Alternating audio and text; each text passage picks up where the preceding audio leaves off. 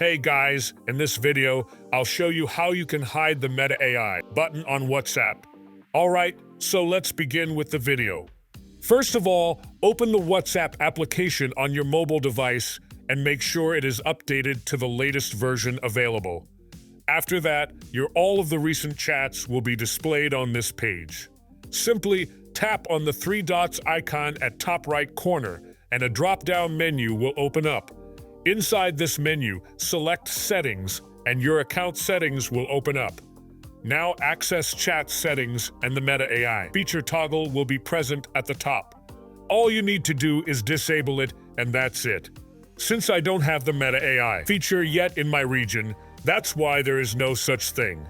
But the regions it is available in, there will be some sort of toggle feature that you can use to disable it. So that's basically how you can hide the Meta AI button on WhatsApp. So that's all for this video.